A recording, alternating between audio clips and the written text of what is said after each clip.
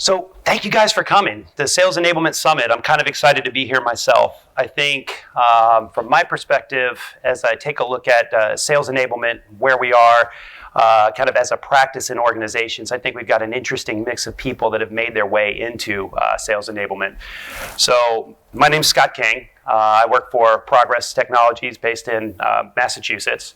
I always tell my friends I'm going to Boston. In reality, I'm really going to Bedford, which is not really the same thing. But with enablement, I came through enterprise sales. So sales and sales management, and that's how I found my way into enablement.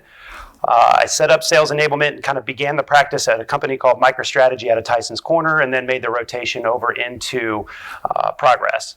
And what I think is interesting is the first couple of years, I guess I've been doing it now for maybe 4 or 5 years. First couple of years, I really couldn't find or define what I felt like sales enablement should be and what it is. And then I feel like we as a broad community kind of spent a few years or continue to spend years trying to define who we are in an organization. So I think it's a really interesting idea to kind of get together and share ideas and see where you guys are coming from. I know for enablement, for me, coming from the sales side, I'm kind of a unique bird that way. I tend to look at the world a little bit strange and also tend not to be that smart like most of our sellers. Truth is truth. So I think what I'll do is I'll kind of share with you guys where I'm coming from and how I've done the enablement, I guess, at Progress and at MicroStrategy and kind of the way I look at the world. But I think it's interesting on my team. I've got folks that are coming from L&D. I've got folks that are coming from marketing and product management. So it's really the only department I can think of that kind of pulls from so many different places with so many different ideas and opportunities for efficiency and growth. And I see enablement as being the one kind of department or one group that can be a strategic advisor to the business, right? Because we sort of sit across engineering, product management, product marketing, sales, even finance to a certain extent. Really, what I see the role of enablement as being is that strategic advisor to the organization.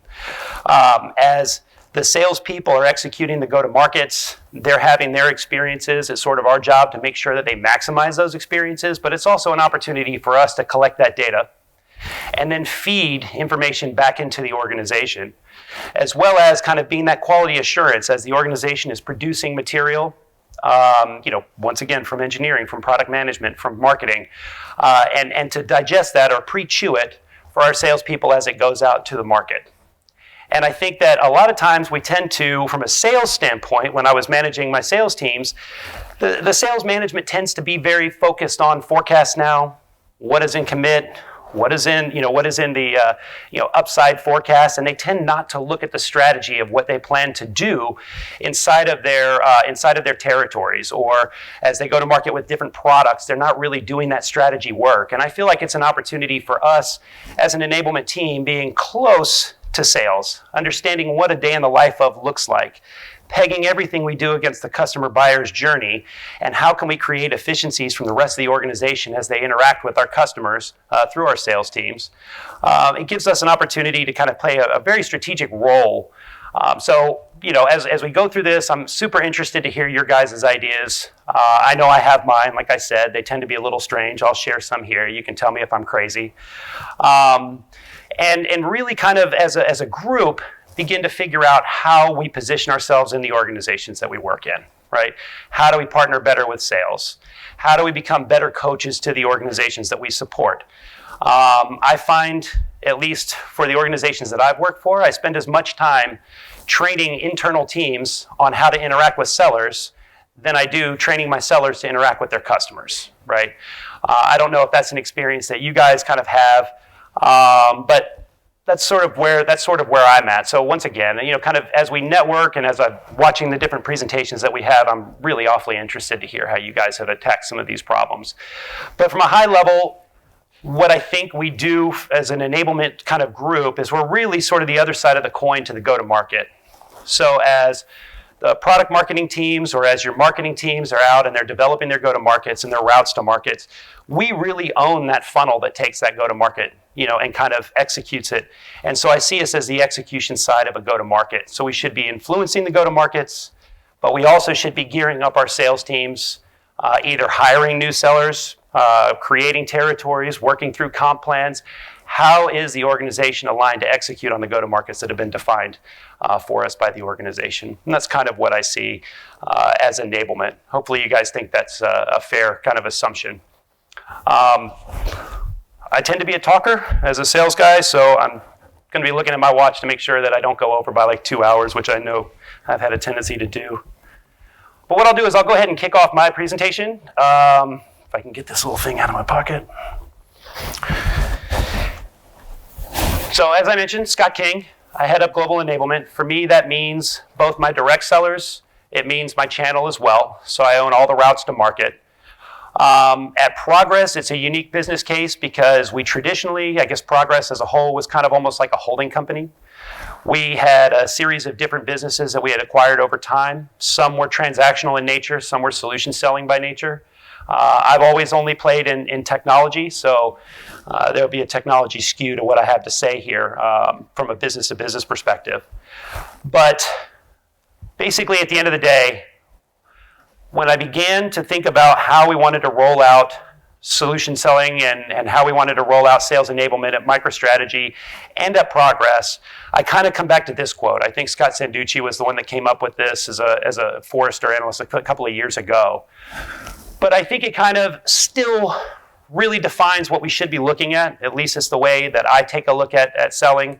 And I look at it as the investment of the selling system. I don't look at it as salespeople. They're interchangeable. There's different skill sets that are required depending on the go-to-market. There's different ways that you can attack the market. And so I look at the selling system. And by that I mean we've got engineering, product management, product marketing, legal, comms. We've got a number of different groups that interact in the selling motion as we go to market. Any inefficiencies that we find in those different groups as it relates to a customer journey slows down our selling motion. And those inefficiencies mean that those customers, those prospects have to like us that much more to continue down the road with us, right? And so I look at my role as a coach and an advisor to those different groups as to how it relates to the selling motion. And I try to provide data to that outside of the forecasting. Now I've got an odd way that I do forecast accuracy. We can talk about that if it makes sense to you guys. But really, engineering owns a component of the selling motion. Product management owns a component of the selling motion. If they're inefficient, my sellers are going to be inefficient. If my sellers are inefficient, then we're not converting it the way we should at any stage of our pipeline. I'll kind of explain. So what I thought we would take a look at is I use a sales performance model. Once again, disclaimer, sales guy, sales manager, it's all I ever did in technology. I kind of cut my teeth on predictive dialers, really sexy technology, and made my way into business process automation and then into business intelligence. I'll talk about how I see that plugging into the business itself and how we can use certain pieces of data that we get from the field and how we can partner better with the organization itself. And then I just picked an example of how does that help me define the content and training that I expect to kind of deliver to the sales teams that I have. With Progress, like I said, because we've grown by acquisition, I've got sellers that are new to their career, they're transactional in nature. I've got enterprise sellers that are in their 50s, right? So we have multiple generations that are out there selling, and you can't assume that every seller is exactly the same, and you can't assume that they're going to be able to execute the go-to-markets that you expect. So, how do I measure sales performance model? Ooh, other disclaimer, I don't have anybody doing my slides, so when you see that they're all shitty, that's me. Those are my skills. They're not even alignment, I can see right here. So the way I look at it is I take a look at the competencies of my sellers. What are their behaviors? What are their skills? What I want to do is I want to drive seller behavior. I don't get distracted by other things. It's really kind of focusing on the behavior that I expect given the go-to-market that I have. Below that, I track their skills. And I'll kind of break that down a little bit more. We go into the activities and then the actuals. So the competencies for me are demonstrated behaviors and the years of experience doing the role. Now, we're a Boston-based company, so I think what's been interesting over the last couple of years is you can hire sellers that have 6, 7 years of sales experience and yet have never been formally trained on how to sell. We get a lot of that out of the startup community. It becomes very difficult to kind of fold them in, so you have to have a way to evaluate whether or not they're going to be able to execute the motion that you expect. The skills. So I break out and I say, okay, I want to be able to measure your sales skills. And by sales skills, I'm referring specifically to a very regimented approach to how do I show my executive presence in front of a client. That's presentation skills. Am I using sequence of events to manage my proof of concepts to close, right? There's very specific sales skills that I want to be able to measure that I know that they have a methodology that they're following so that I can measure it and make them better. And then I care about the product/solution, knowledge and context. So we have a tendency to want to train our salespeople on the product. I think that's dead wrong. So late 90s, when I started to cut my teeth as a seller, the idea of learning the product, I'm literally the last guy you want to know the specifics of the product. Customers don't even trust me to do that if I have sales engineers. What I need to understand is whose ears are supposed to hear what message. I'm supposed to be able to speak to capabilities as it relates to pain points that the customer might have or innovation that they might want to take advantage of.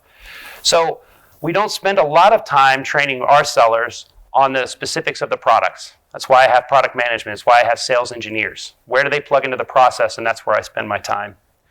So one of the questions that I get a lot is, all right, how am I breaking out competencies? So I put this slide in here so you guys can kind of see. Once again, my circles aren't even in alignment when I see it on the big screen. But I care about their abilities and I care about their behaviors as it relates to competencies. Do they have the behaviors and the skill set that I expect them to have? Then when I break down at the bottom of the kind of the quadrant is when I start to care about what are their skills and do they have the knowledge to do what I expect them to do, okay? So then we come back to my quadrants, activities. What are those sales activities that we're measuring? What is the weekly, monthly, and quarterly cadence that we are measuring our sellers? This comes to frontline sales management. This is where we need strength. I think we need more strength. But the idea is, if I'm only going to my sellers and I'm asking them what's in their pipeline, what's in their forecast, and what's in their commit, then I'm really only measuring the tail end of a sales cycle, which means we're not adhering to a selling motion at all.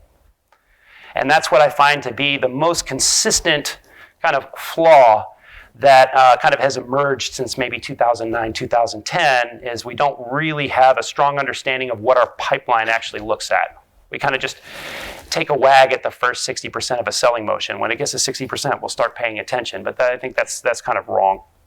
And then I care about actuals. So take this with a grain of salt, 3x growth pipeline. Depending on the type of selling motion you have, obviously it's going to be a little bit different. But for my greenfield guys, that's what I'm looking at. I want to see 3 times pipeline. I want to see their forecast accuracy, and I want to see their year-to-date performance. Now, I mentioned that I do forecast accuracy a little bit different. I don't really care so much about the commit. That is really what the sales management teams care about. What I want to see is a consistent flow from 20% lead conversion. I want to know that they're converting inside of the selling motion in early stage. That's going to tell me where we're going to be 6 months from now. That's really the only thing I can have an effect on at the end of the day. Okay? Hopefully that makes sense. That gives me my performance matrix. So it seems kind of simple, but really what this does is it allows me to have a conversation internally with my business owners, right? So I don't know if you guys hear this, but for us, Sitefinity is one of our products. It's a CMS product, and somebody will come in and say, pipeline for Sitefinity is down. First thing is demand gen team says, well, your sellers can't sell their way out of a paper bag. And the salespeople say, well, they're shoveling wood over the fence. No, the leads aren't any good at all, right? So it tends to be an unproductive conversation, and then all the cats run in different directions trying to fix the problem. So what I do is I use this and the measurements that I collect to kind of begin to diagnose what I think the problem is. So Sitefinity pipeline is down. Hey, I got a little do-whammy here. Ooh. All right. Pipeline's down. So then I come down here and I say, do we have the activities that we're expecting to see? Are we doing enough inside of our pipeline to drive, or inside of our selling motion to drive the pipeline? How many proof of concepts? How many presentations? How many client meetings? These are the things that we should be measuring. This should tell me whether or not we've done enough work to get the growth pipeline. If the answer is yes, we've done enough activities, but we still don't have the pipeline, then I jump down to the skills. Well, maybe we're just shitty at doing it. In which case, I want to know, is it that they don't know which ears they should be talking to? Are we taking a technical pitch and we're spinning it over to a strategic buyer? What are we doing inside of there? Do they understand whose ears are supposed to hear what message? And then the next question is, do we demo well? Do we present well? Are we following the skills that we expect? If the answer is we don't have the skills, or we need to work on our skills of our sellers, we're not converting our proof of concepts, we're not getting through a first presentation, then I drive up and I start to think about competencies. What can I do to grow my sellers? Depending on where their gap is, it might be faster for me to rip those sellers and replace ones that actually already have the competencies in place. So it allows me to start to have that conversation. And there's a cost to it, but depending on what you're trying to do in your pipeline, you may need to do that, right? And a lot of times sales management will spend their time talking about whether or not they have coverage. And realistically, I think you have to kind of consider the source of the seller. If they don't have the skill set, then of course you don't have the coverage, right? So how do we begin to measure that? The next piece I do, and this is kind of how I align it to the business, is I use this 5-tier. So I peg everything against the customer buying cycle. At the end of the day, everything we do should be pegged against that customer journey. This is where my go-to-market is. This is where I partner with my product marketers. Below that, I have my selling cycle. So what are the sales steps that we follow to meet the needs of the customer depending on where they are in the selling motion? It's pretty basic. At Progress, we rolled out and kind of transformed our sales teams, and we use solution selling to do it. Same thing I did at MicroStrategy. There's lots out there, Medic, Challenger. There's a number of ones, but really at the end of the day, what are the steps that we need to see as it relates to what the customer would expect? Then below that is the competencies and the skill set. So what I want to do is measure how good we are at any one of those steps. Below that, it gives me the ability to kind of be very specific about the sales and marketing content requirements to feed those sellers, where they're strong, where they're weak, what do I need to feed them in order for them to execute effectively in that segment of the sales cycle. I don't know if this is making any sense to you guys at all. And then I measure it through skills assessments, 360 reviews, content consumption, and then obviously for us it's salesforce.com. So an example of that might be, I've got leads coming in. I use Sitefinity, I think. My leads are coming in, let's say it's a trial download. Let's say that's where I'm at. And my sellers are set up in an inside kind of almost transactional motion. So then all I care about, if that's where the go-to-market says my leads should be coming in, and we've got a track record that that's where my leads are coming in, then all I spend my time doing is making sure they have the skills and the requirements to the right of that line. The ones to the left are a nice to have, but the ones that are to the right are essential. Then you take a look at the content and the content requirement. Everything to the right of that line has to be one-to-one messaging. My sellers are out there, they're actively having conversations. It must be one-to-one. Everything on the other side has to be the one-to-many messaging. That's on marketing. What this allowed me to do across 8 different products, 8 different go-to-markets, is reduce the drag on product marketing by something north of 80%. As far as developing different types of assets that we expect our sellers to consume, but we needed to be much more specific about it. Now, the biggest issue that we have at Progress, and I see it a lot, is the ball moves. So I've got inside sellers, and they're executing, and let's say they're not doing a bad job, but all of a sudden somebody comes down, sales management, and they say, well, we should be prospecting. We should be going out, and we should be finding our own stuff. Well, what that means is, now I've moved the line. I expect my sellers now to be able to go out and address pain, understand how do I identify it in the market by the customer terms. And all of a sudden, what tends to happen is we forget that there are a crap ton of skills that they need to have that they haven't demonstrated that they should have. And we don't have the content to support it necessarily. So what tends to happen is, if I come back here, what does this seller cost? I mean, I don't know. You guys are all over, kind of all over the country here, but let's say that on-target earnings of a seller here is at 120. Maybe they're making a $60,000 base, they're inside sellers, and they're just pounding away, and I move them over here. Oh, I'm going back the wrong way. Well, now I'm talking about an enterprise seller. Now I need somebody that can go build relationships. Now I'm at 220, 250 on target. So the organization comes to enablement, and they say, hey, go make these inside sellers, enterprise sellers. Well, that takes time. Of course, that's what I want to do. But how much time do you have? And this is where I think we can begin to prove out our value. So, how did that kind of play into the way that we take a look at content strategy? So this is kind of the competencies as it laid out for one of my sales teams. So we went through, we did a 360 review, sales managers, engineers, other sellers, review all of my salespeople. They get their individual reports, which are awesome. They can build their individual development plans. But this is what it looks like at a team level. So you can start to see gaps where they absolutely don't feel comfortable, which means if I have leads that are coming in and I'm handing it to them early stage sales cycle, I can tell where they're going to drop off and their conversion rates aren't going to be good. I can see with this particular team that they're struggling in a stage that I would expect a proof of concept. Do they understand how they're preparing for negotiations? Do they have a technical win? How are they defining closing?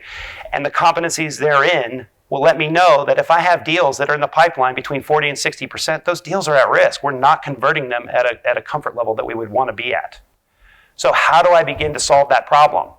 Well, in the short term, maybe I can solve it with subject matter experts. Maybe I throw engineers at it to make sure that the deals that are sitting in those stages for that team are getting an extra eye. But do I train these guys? Do I give them content? How do I begin to fix their problems in order to get more consistency in my pipeline? You can also see that if I was to move this team from inside and I was to all of a sudden decide that they're enterprise sellers and they can go do that, they don't know how to identify an opportunity and they don't understand the market trends. They haven't taken the time to learn that yet. Not to say that they can't, not to say that they shouldn't, but it wasn't effective for what they were doing before. They didn't need it before. So how do we begin to solve those problems? So instead of sitting everybody down for 4 days and running them through solution selling training or CEB and spending $500,000 to get my guys sat down and then say, all right, it's all done, check that box. What we want to do is we want to be very specific about the problem we're trying to solve so that I can go in the pipeline and I can show that the conversion rates have gone up for that particular step. They're only ever going to walk away with tips and tricks anyway. I don't know how many trainings I've sat through. I had no idea how expensive they were until I sat in the seat. And kind of embarrassed now to think back and think, oh yeah, that training course, I got a great tip out of that one. Well, that was an expensive tip, right?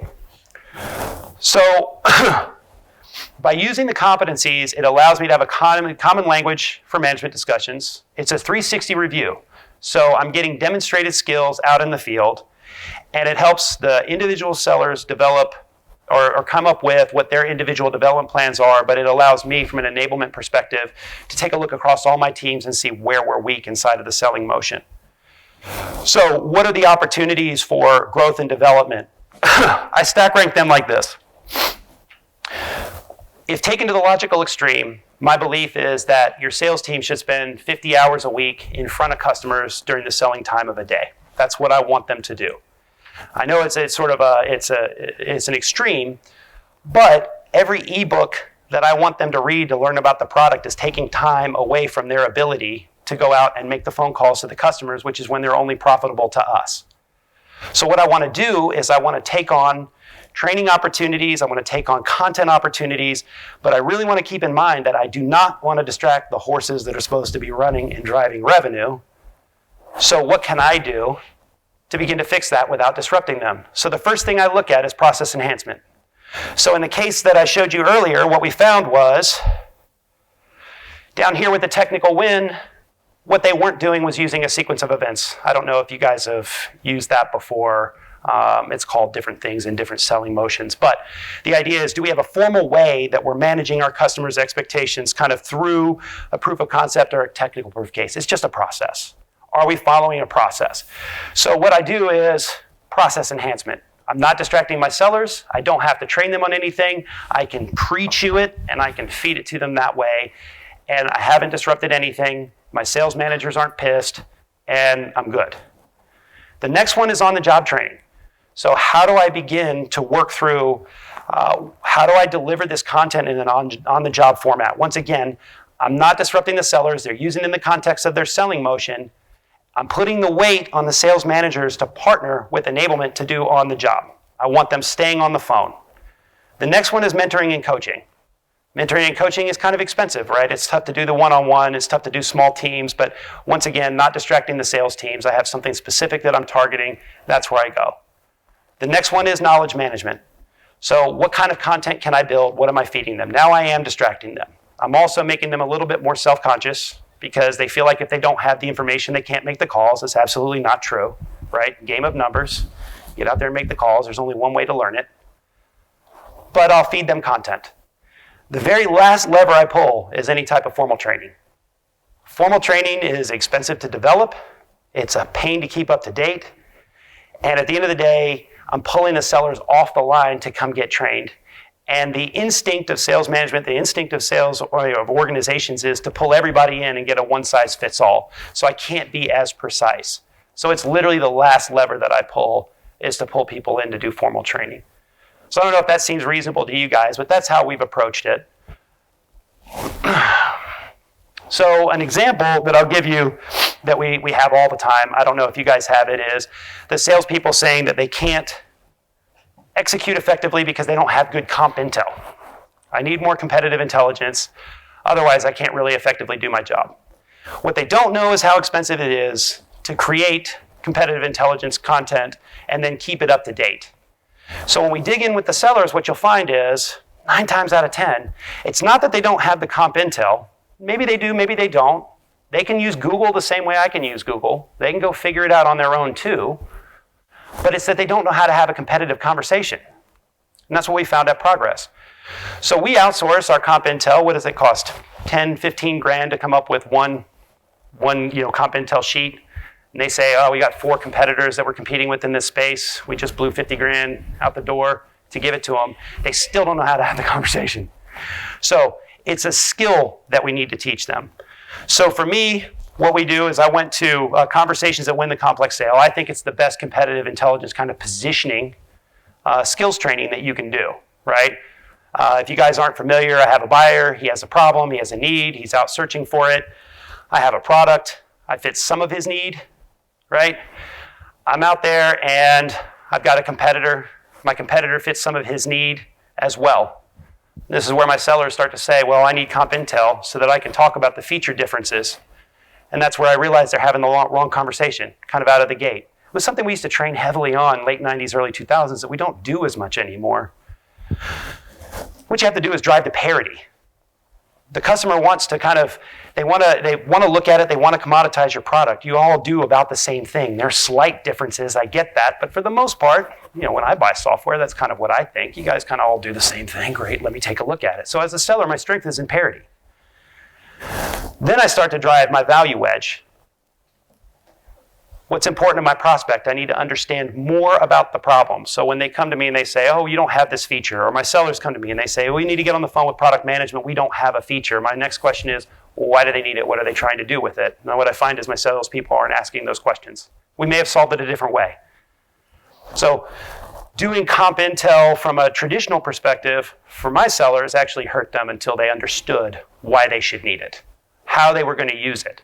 Because we should be competing on anything from better contract terms, better support contracts. We're going to make you successful in executing your project. It had less to do with the actual competitive intelligence that we were looking at.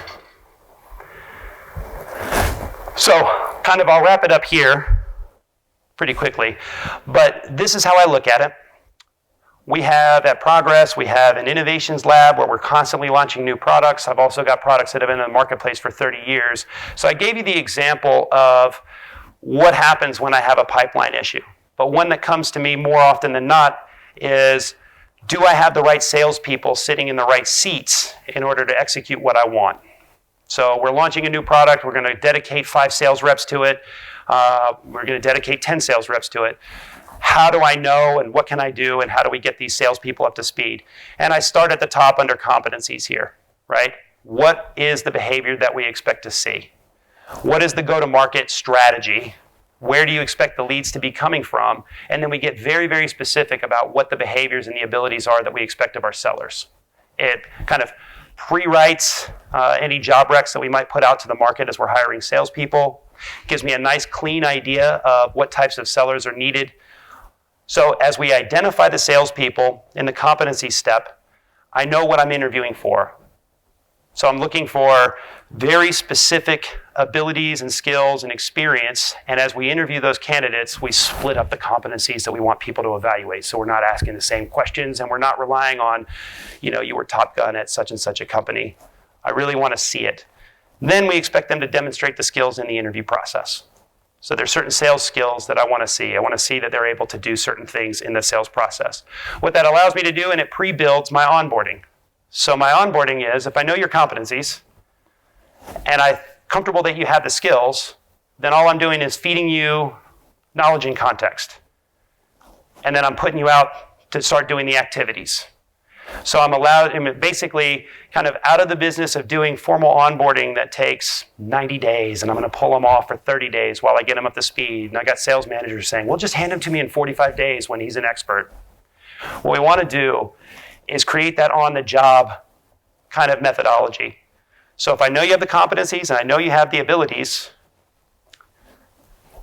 then I know how to onboard you. I'm going to give you product and context, and we're going to measure the activities. Then we're going to start to see how effective you are by the activities and whether or not you're getting the expected conversion rates. I don't know if that makes sense to you guys, but that's kind of how we did it. The other thing that we're able to do with new product, and I'll just back up,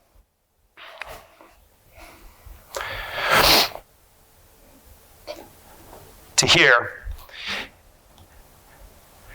is with new products, when I use this kind of tiering model, as we roll out new products, the thing is they're always going to be wanting to test their message. And the sales teams don't know if the message is the right message. And it tends to be a hairy conversation internally as well. We had a new product that we rolled out called Convey at Progress. It was a little bit of a mess. The fact is if I'm testing my message, if I'm going to market with a new product, then I have to hold my selling motion, my selling process constant. And I have to have consistent sales skills so that as I'm testing my message, I know when it's working, I know when it's not. I know that each one of my sales reps pitch it a certain way, and they're okay at it, right?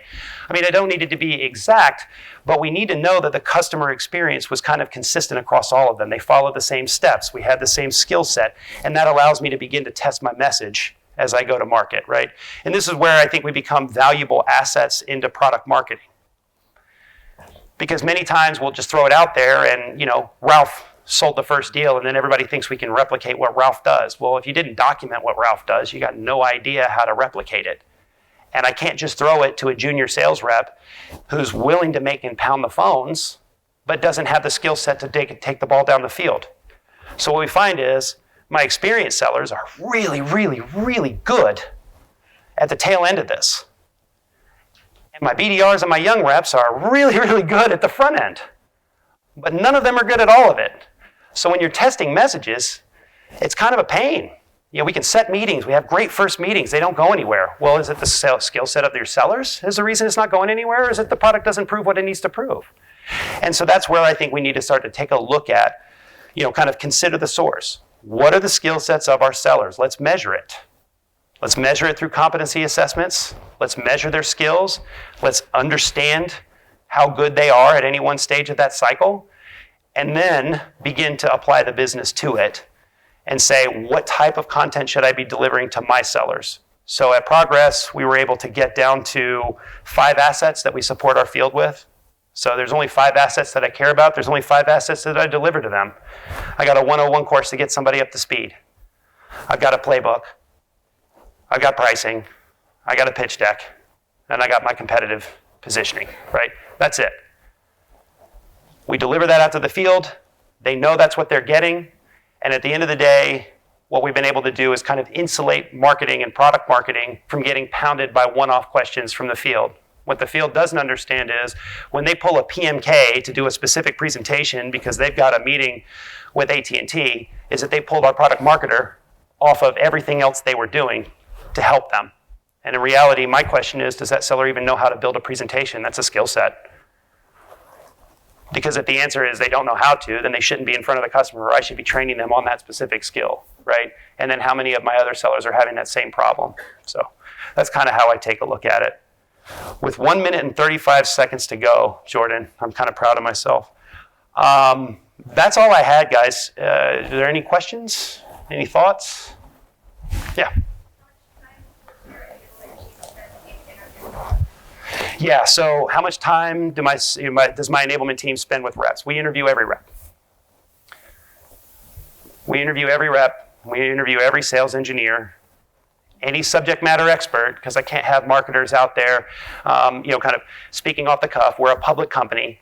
And so at the end of the day, I can't have them selling futures to customers that then turn around and buy it. Puts us at risk, right?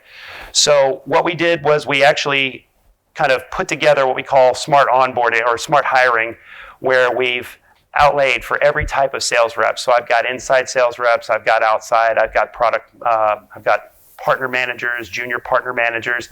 We've got about 7 different sales roles at Progress. And I've got the specific competencies outlaid for each one.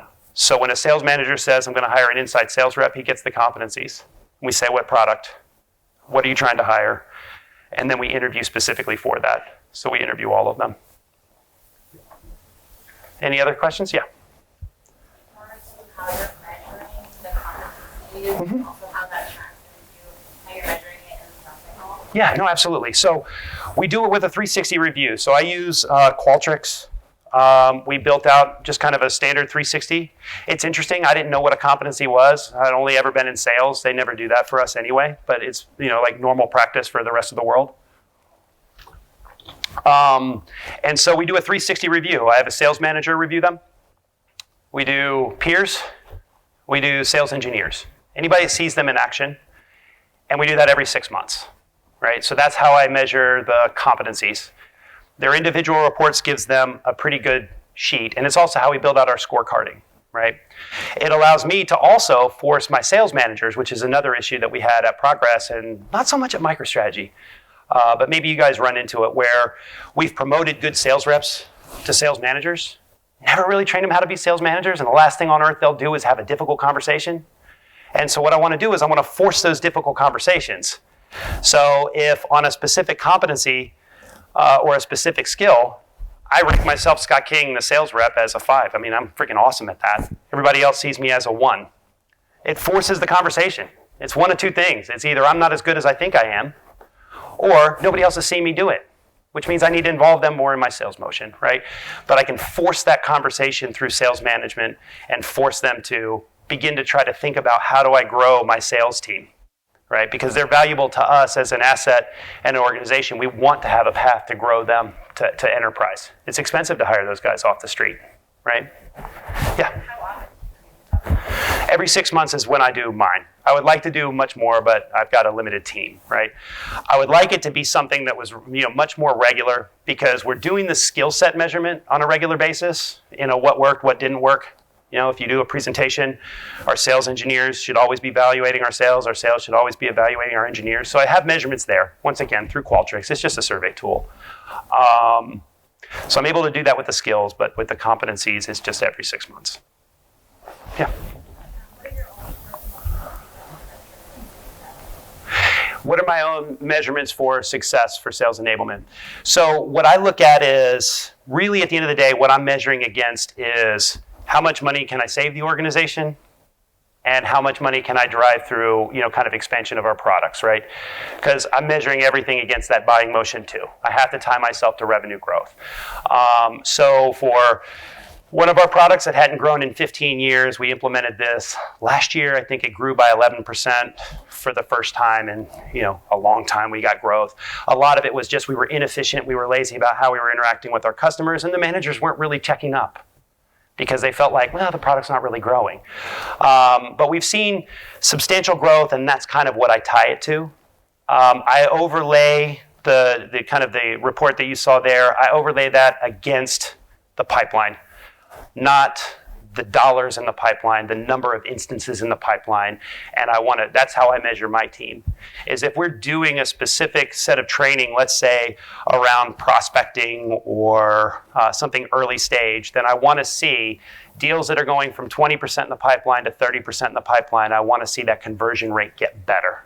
And that's kind of how I look at it. I don't know if yeah. All right, so we're a little bit of a mess there. I would say probably,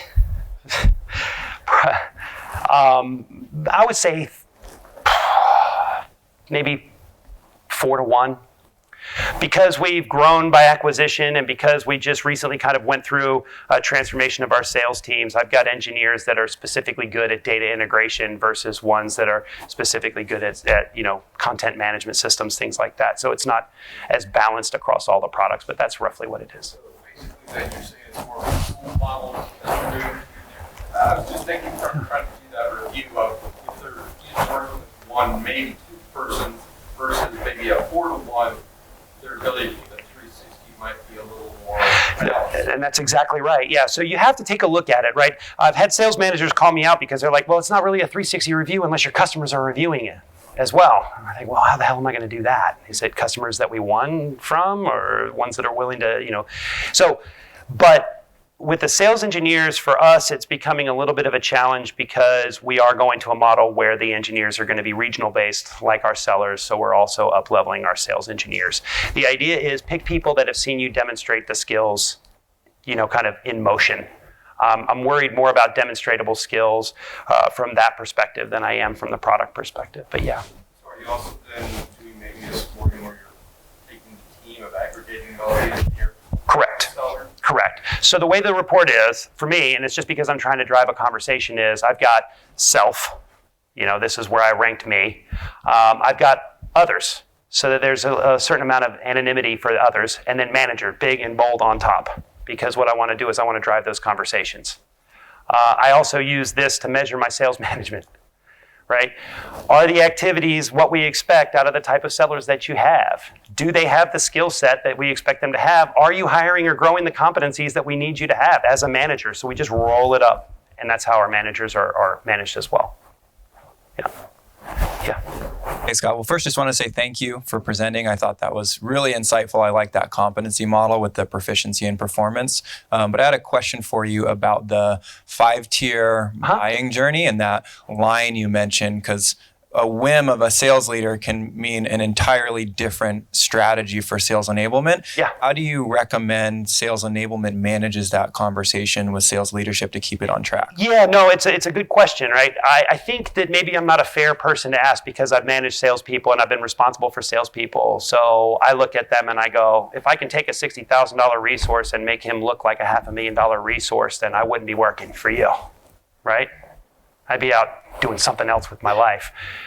If your expectation is that they can do that, then what I tell them is from inside to out, there's certain competencies, and maybe I can share with you guys, kind of outside what kind of the time frames are, but there's certain skill sets that take years to develop. And that's where they need to ask themselves, if the selling motion really is that we want to go enterprise, I want my guys to get in front of customers, we want to start to prospect, you're looking at 2 years if you want to grow your current sellers, just the way it is. So, should we talk about hiring? These are the enterprise competencies. Let's talk about how we're going to get your guys there, or if we're going to hire. Now, if you're a startup and you're at Series B funding, and you're doing, kind of your transactional type of selling motion, and eventually when you're trying to go Series C, you're going to have to show enterprise, then maybe you have time and you grow those sellers and you start to let them get their feet wet, right? If in my case, I can have sales reps shadow. I can have them shadow the folks. There's a little bit more expense as it's related to travel and that kind of thing, but I can begin to work that in. But the conversation I always have is, how quickly do you want to be able to put rubber to road? If the answer is quickly, then you're going to have to hire. If the answer is, I want to kind of test it out and see which guys have chops, then you kind of begin to pull certain levers and let certain people go out and start experimenting, right? It takes a little bit of time to understand. If you're going early stage sales cycle, you sort of almost have to be a consultant that happens to sell. You're having a completely different conversation than customer calls and says, I want a demo. They've already made a decision. Now my conversation is almost always going to be product-based.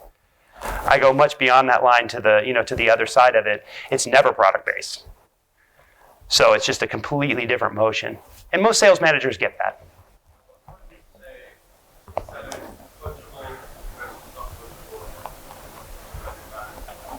Okay, so the question was, kind of what do I look at for them to be coachable or not coachable?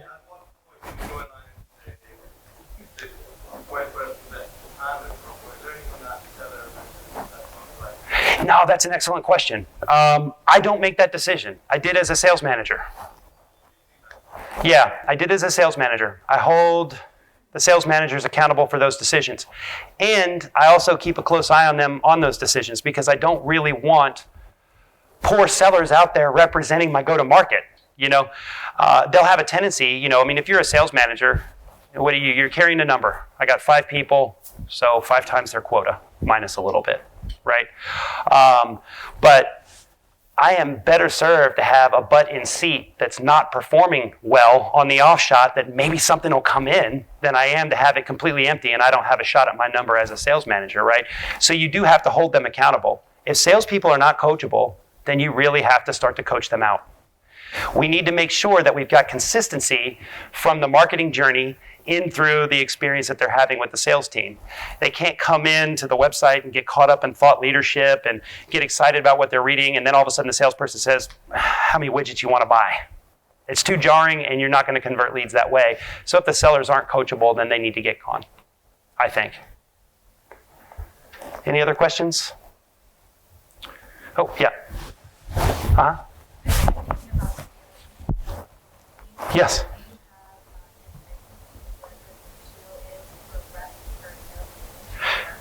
Okay, also a great question. So as I've looked at my enablement team, I do my dead level best not to scale my team. What I try to do is I try to go back in the organization and coach other people to be able to do what I need them to do. So I mentioned that I'm out doing sales training, right? Because you have to, and we want them to get better. But I just recently ran a series of workshops with our engineers. I need better content coming out of engineering as it rotates through product management. I train PMKs to speak like salespeople, right? Every once in a while, you got to misspell some words. It all can't sound marketing. It needs to be one-to-one, right? You should read my emails. They're 3 sentences, maybe. So what we do is I try to do the heavy lift, get it up, get it to an expectation, and then I push it back into the group that it's responsible for. So I do my dead level best to not scale my team because really as an advisor, if I build a big department, I become less valuable to the organization. What I want to do is I want my sales managers doing the coaching, which today they're not. And it's usually because they were promoted salespeople that don't know that's what they're supposed to be doing. And they don't know how to have that. They want to be liked. So they try to turn into super AEs, and they're out there and they're trying to close everybody's business, and that doesn't scale. So I'll take a lot of the coaching work, and I'll get my managers up. We'll put the model in, we'll stand it up, and then we push it back to sales management and measure it. If I'm having a content issue, that one-to-one conversation, then maybe we're writing that one-to-one conversation, but I'm working with my PMKs. Once they've got the model, then I push it back to them. That's kind of the way I've addressed it. I don't know if that's maybe a popular view or a not popular view. All right, guys. Well, after I just was so proud of myself for having wrapped early, I then talked my ass off. But we have Emily Payne, who's going to tell us about standing up sales orgs. Yeah? Training my next generation. So I'm excited. Thank you guys so much. I appreciate it.